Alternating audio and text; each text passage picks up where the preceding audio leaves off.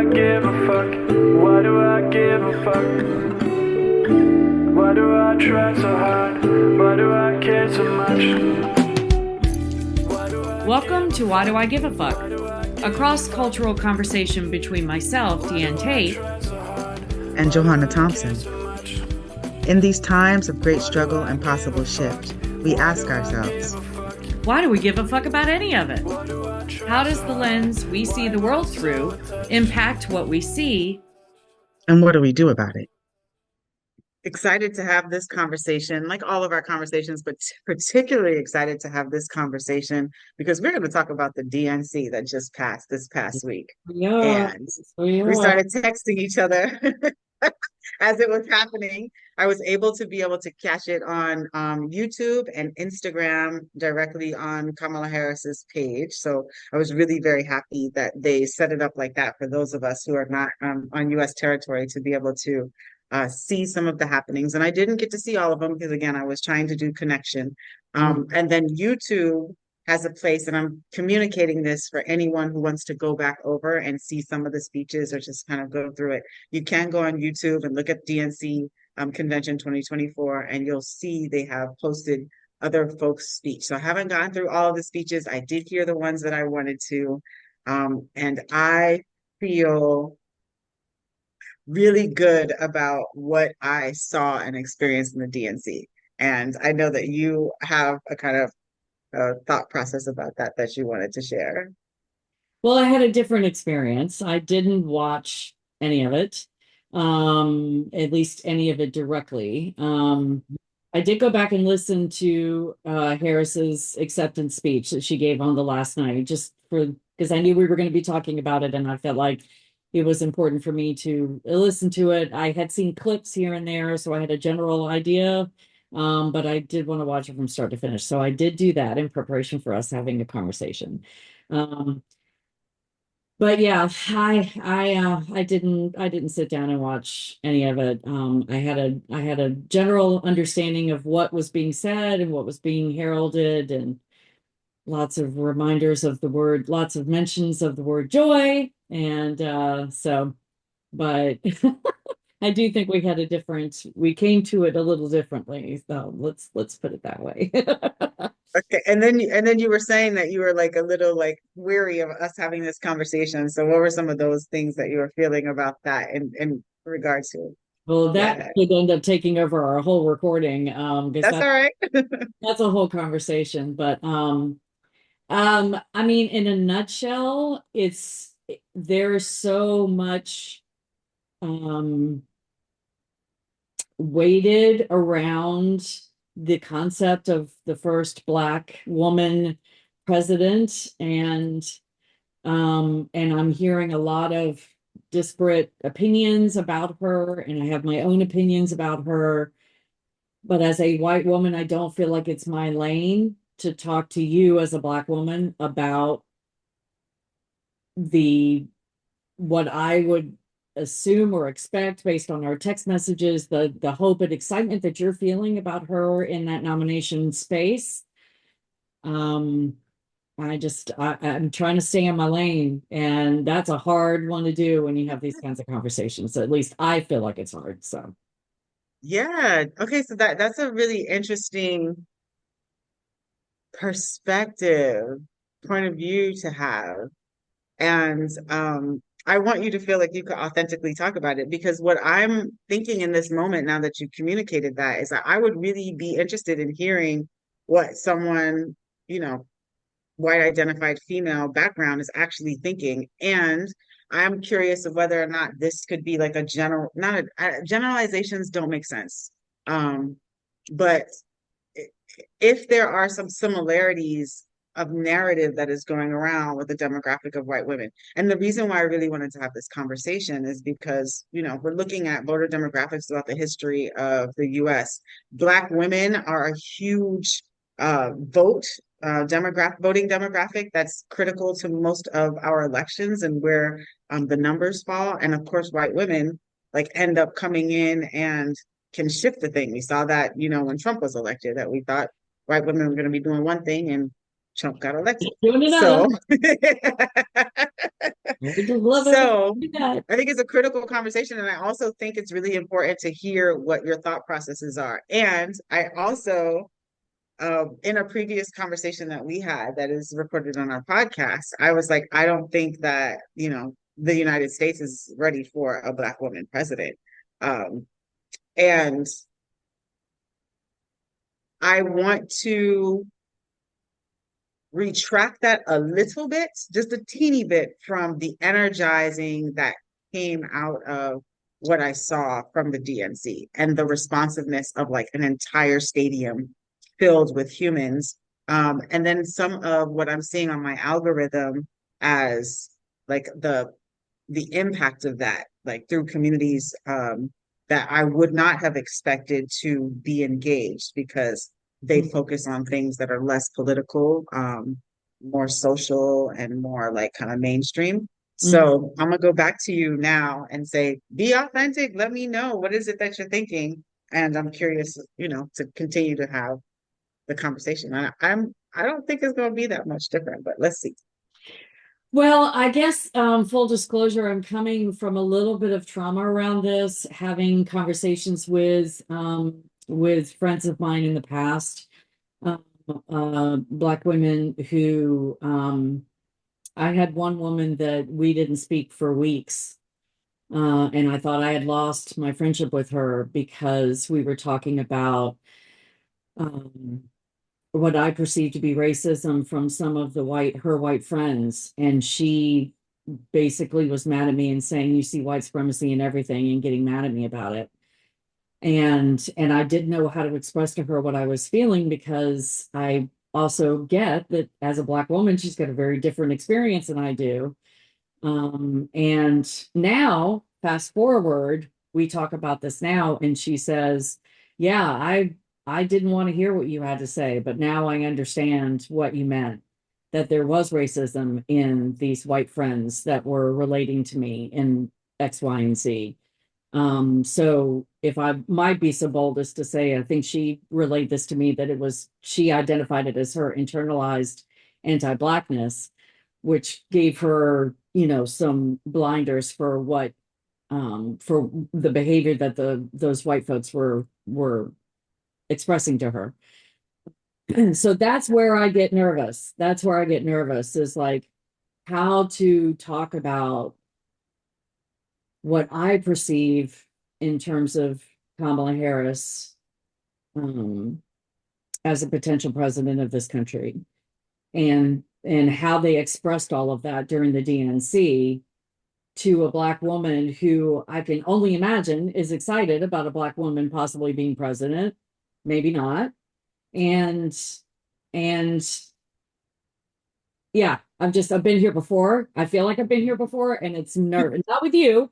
And I You know it's haven't been here with me. Kamala. That's what I was I going to say. know, You have not I been here know. before because you But haven't been here with, yeah. that's where that reaction or that anticipation comes from. So I feel like I just want to give you that background. So Let me interject something as you're communicating regarding racism and white folks identifying racism in the context of like a Black experience, yeah. which I think is critical, that Black folks need to check in, because white folks know what racism looks like better than we know what racism looks like, because y'all have the conversations that we don't ever hear. Oh, So like I always thought y'all it's really, knew it more. You knew more about us than we did, because we that do know more about you, but we don't hear your private conversations. right. So, and I have a perfect example of this. A really close white colleague of mine, we were doing movie reviews and looking at movies in the context of like a racist lens, a racialized lens. And there was a scene in a movie that the person was like, "That's racism," and the rest of us, black eye or non-black, non-white identified humans were like, "What are you talking about? No, it isn't." And the person was like, "That's racism. I'm telling you, that's racism." And we didn't know, we didn't have a context of it until they explained that this person is literally making fun of Blackness. It was something about basketball and whatever. And it was like the way that they're talking about it and the way that they're making fun of it and the way that they are just applying it to like this one cultural context is racism. And this is how me and my community of people have talked about y'all. Gotcha. So, like Gotcha. there are times when we need to recognize that there's a white conversation that happens that we are not privy to. There's an entire club, most of us know, that we will never have any context about what goes on in that club. So when we do have an allied accomplice or a person that is communicating that something is right, we should have our um alert buttons go off and try to understand that they are providing us this context that we don't have any clue about, just to help us to have better be able to negotiate what our environments are. And I think that you lent a really good example of that. So when a white person is telling me that racism is this thing, I'm gonna listen because Mm. you know, you know what I don't. And then there's times when I can be like, that's racist for things that are happening that a white person is not gonna know that they're Yeah. being racist. And that those are the times when I'm like, no, you might not recognize it, but it's racism. But when a white person is like, that's racism, everybody better listen up. Everybody better have the highlights on because Yeah, because we don't tend to see it very often, right? So when we do very see right. it, So it's when like, you do see it, you're like, no, I can spot that yeah, right here. Flashlight, flashlight. There, it's happening. Um, and listen. thank you for But that. anyway, That yeah, no, really that's real. that helps because I've gotten so accustomed to because I don't trust my whiteness and I know that my whiteness filters so much of what I take in and express out. So I'm accustomed to poo-pooing, my radar because, I think my whiteness tends to get it all gummed up. But I bumped into this with my partner who is a black man and he plays a lot of tennis and a lot of the people that he plays tennis with are old white guys and we've bumped into this before of me hearing some of what he's relating to me of experiences that he has with these white guys. I'm like, oh, that's racist. And he's like, no, They they're doing just the thing. guys. And they just, and I'm like, no. Now, that's not what my granddaddy was talking Right. about.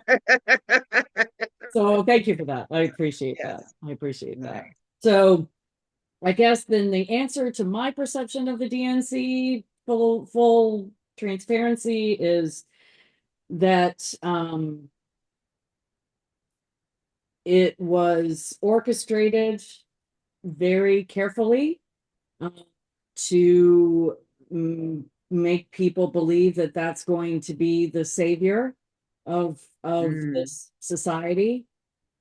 mm, And, the fact that Waltz is a white, goofy, older guy who will openly say, hey, I'm a white guy. The fact that, the people that they trotted out to speak in terms of the Obamas and Oprah, and, um, none of that was, I don't feel like any of it was really authentic it was calculated. There was a calculus behind the way that whole week was orchestrated.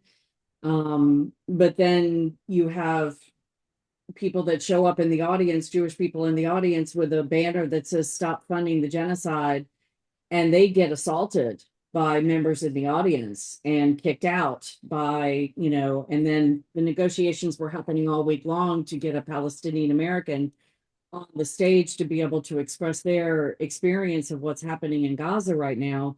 And, they made a choice to say, no, you are not going to be given the platform, but we're going to platform this couple parents of an Israeli that was taken hostage on October 7th. So there were lots of very calculated choices that are I am able to see this in such a different space than I was. I kind of liken that energy to when Obama, accepted the nomination. And I was all in. I was totally excited and totally pumped up and all of the things and felt all the good feels and all of that stuff when he did the same. And I see them doing that again this time. And it infuriates me this time because I see mm, I see the disingenuous around it. I see the obfuscation and the gaslighting and the all of it that I didn't see back in 2007. Um, so in a nutshell, That's Okay, my do you have the capacity to explain some of the gaslighting? So I understand the context of like pitting Kamala as a savior, Mhm. um, and then some of the, I mean, and then choosing who the speakers are, and Yeah. I mean, with that, did you watch the RNC? I watched a fair amount of it, yeah, only because I Okay, wanted to like know what they were saying and what they what they were were talking about. know what they're talking about. But Hmm.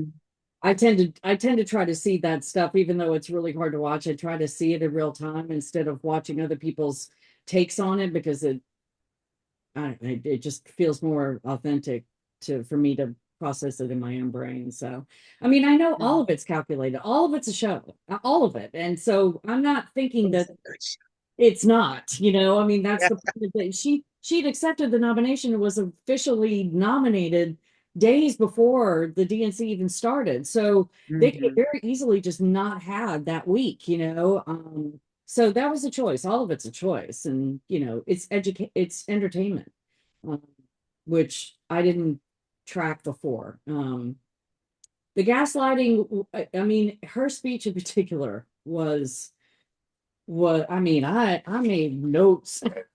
Right. Tell me, Yeah.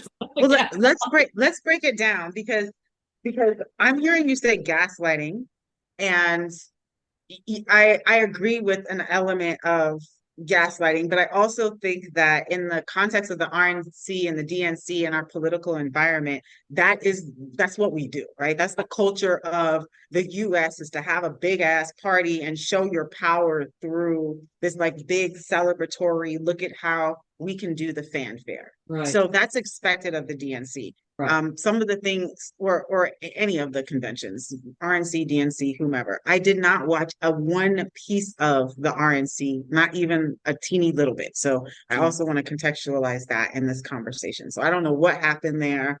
I've heard little pieces of, they spent a lot of time talking about how miserable the USA is. And okay, so that's what was happening at the RNC. The DNC for me was this big show of democratic celebration and kind of re-engagement and motivation into deciding to participate in this election. And I think it was necessary because we are a violent culture, but we also are a party culture, Mm, to have that level of a party to motivate voters again. sure. Me being a person who was impacted in that way. I got motivated again because of the wonderful gaslighting stories, all of the things. I'm a super voter, so I'm a vote regardless. I'm a vote Right. in my local elections. I was at home and did not come back to the island until I could actually vote Right. in my primary. So like I'm a very committed and serious voter when it comes to voting. But I also recognize that in this election, and because we have democracy on the line in the way that we do, that the strategies that we have to employ are strategies that are going to make sure that you're motivating the larger masses of people to participate in this process. And I do think that the DNC was extremely successful in being able to do that. Mm-hmm. I Even even for the folks who were protesting outside and all of that, there still was something about their engagement in the process that is going to, I'm hoping, elicit a desire to actually participate in voting. Because if you don't like who you have available to you, you got to vote so that the policies and procedures and legislation and things that you do want to go through actually go through on a local level, on whatever level. Yes, we're talking about this federal vote in this moment, right. but it is to be impassioned, and it is to be knowledgeable about the people who are in power and how they're speaking about it and what they're thinking about as far as policy and legislation as we go forward, to help us to make a more intellectual vote when we go to the Mm. polls. I would have So liked to that's hear more policy from her. I would have liked to, mm, I know that I know what the speeches tend to become, but I didn't hear a lot of talking about what she really wants to try to accomplish. It was mostly about how she is better than him, you know, how it is a lot of, I call it reverse fear mongering, and I'm not even sure if it is reverse, but, you know, the RNC talked about how horrible this country is, which kind of no lies detected on that, but how horrible it is, and therefore, you know, and which to a lot of people is like, no, it's actually not as bad as you think it is, you know, as you want it to be, because that's their only trope. It's horrible now, so you have to vote me in because then I will make it less horrible. She did a lot of fear mongering about, you know, God, if Trump gets in, it's never gonna, which she may not be wrong, you know, Democracy. she Yeah. she may not be wrong on that. And I wish, I guess I wish we would get to a place where we would demand from our candidates to actually talk about what they're going to accomplish instead of what they're going to avoid happening if you don't vote them in. It feels like a trick. Uh, it feels like it just feels disingenuous. And that's where the gaslighting sometimes came in for me. What were some of the things that you wanted to hear from her? Because again, I think that the DNC is more about accepting the nomination and motivating people and less about, and RNC is less about policy, but like here are the personalities that you have put forward Yeah. to be doing the thing that we want them to be doing as far And as I representing get us. that. I get the motivation piece. I guess I'm just waking up to how messed up that is, you know, that it's not, Mm, it why can't talking about what, how you want to make the country better be the motivator? Why doesn't that motivate people? And maybe that's more of a function of how messed up our electorate is, more so than it is about, you know, the DNC or the RNC or any of the mechanism, the machine that is that process. Um, you know, she's talking about joy, joy, joy. They were all talking about joy while they're sending during that week. They chose to send more you know, double-digit billion-dollar package back to Israel to bomb more people. It's like that's the disconnect, and it's that clear. I mean, I don't know if you saw the video of the people leaving the DNC. I think it was on the third night, and there were protesters outside, and they were calling out through a megaphone the names of the children, just the names of the children that had been murdered in Palestine, and they were plugging their ears and la la la, I don't hear you. And at one point, two black gentlemen walked past and mocked what the protester was saying through the megaphone, actually mocked the names that she was calling out of children that were murdered. And so that's the it's like, how can you have this 4-day party and not even touch on, you know, the fact that these humans are being annihilated, except to say, I will stand by Israel unequivocally to defend itself. You know, it's just, I just don't, I don't get, you know, to me, she seems like the Herschel Walker. I said this to Brian after mm, over the weekend. She feels like the Herschel Walker to me.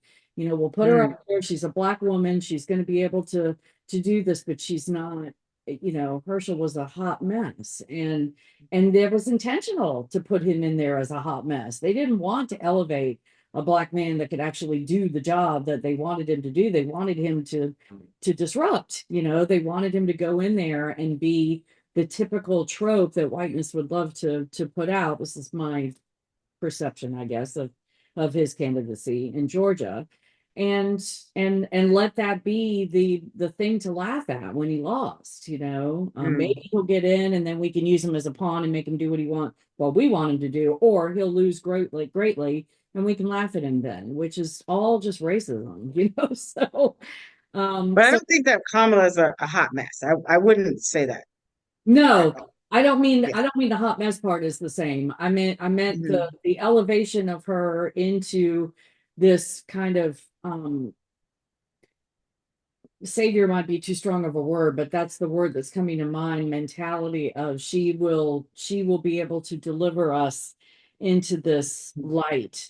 And I don't think they necessarily pitted Herschel as that, but I recognize it's not the same level, those two campaigns, but it in terms of the racial component of it, it feels similar to me. I hope she will do better. And that's the thing that I said to my partner again, who's as a Black man, and he's very worried about Trump getting in. He's worried about Project 2025, all the things. And I told him, I said, there's a lot of time between now and November. I felt like he was wanting me to say, I will vote for her. And I said, there's a lot of time between now and November, and I'm going to keep the heat on her. You know, I want her to do something different. She's got to earn my vote. November is months away, and I'm not ready to say I will vote for her. I don't know what I will do on November, 6th or 8th or whatever the date is. I don't know what I'll do yet. I want her to do something different. I don't want her to stand up there and say, this is one of the gaslighting, that to treat others as she would like to be treated, as she sends money and bombs to go annihilate humans. So how did you feel so I did hear her say that she will always defend the right of Israel. And I do think that in the context of our political government is a strategic thing that Sure. has to happen, right? It's an unfortunate thing, but it's a naming that has to happen, kind of like they allowed the folks to talk about their trauma on stage. All of this for me speaks to how it is that we engage violence as a nation. So that's the like, we can have blind eyes to violence because, again, I liken the violence to the Palestinians to what Black Americans have experienced and continue to experience on Right. U.S. territory Absolutely. consistently, right? And we don't get any support any different than the Palestinians are not getting support. So that part of the struggle for me is what it's unacceptable, but it's also what I'm used to, right? That's what we're used to. And even though we have a lot of the DNC looked very non-white to me, like as far as who the speakers were, like just on like Sure. first like visual look, it looked less like it was focused on white male hetero patriarchy like it has been in the past. Right. And it looks like a more expanded group of humans that were being elevated and amplified to speak. So those are some of the things that I appreciated about the DNC. It was that it was opening up and it was expanding our political, what our politics look like, and who is in power and who's representing us as U.S. citizens. So I appreciated that. And this idea of Kamala as the savior, I didn't get that so much. And I also have a history of Kamala because at one point I lived in the Bay Area, so I know her policies and politics, and she's a super conservative human being. So like even presenting as, a Black woman, and that's the narrative, her politics aren't what we would typically attribute and align with Black womanness in the US. Right. Even though she's gone through the struggle, they told the struggle story, they told the single parent story, they told the migrant parent story. They gave us the background of the things that would align with a traditional possible Black female experience, which does not actually exist, but they're creating that narrative. So I was getting more of that. What I also was recognizing is that our social context gives us this mammy, right? Because that's one of the Black female tropes. Either you're like the hypersexualized, feminine Black woman, or you're the I'm going to take care of everybody. Right. And Kamala in the cultural context is Auntie Kamala. She Auntie Kamala. They brought out the little kids to say her name right. That's the reality. So like, yeah, I don't get saviorism. I do like this narrative about her being normal because she does come off a lot more normal than what we experience from Donald Trump. Lack of he's normal. He's just normal, a particular set of whiteness. But is he normal even to his colleagues and comrades? I've never heard anybody speak about him as like somebody who is he's a larger than life caricature kind of humanness. He's normal. So Is it okay? So insight. Yeah, from Um, my but experience of white narcissistic men, he's very normal. I mean, yeah, he's got his own, Trumpism kind of way of moving through the world, but he's pretty fucking normal in my in my okay, experience. good to know, right? Them's the white people that the white males that I would kind of just smile at and go the other Yeah. way. Why do I give a fuck? Why do Thanks for I joining give a us. fuck? Until next time, Why as you do I move try throughout so your day, hard? continue to ask yourself, Why do I give a Why Do I Give a Fuck is produced in collaboration with JoHanna and Diane. Music by Norwegian musician Water. See you next time.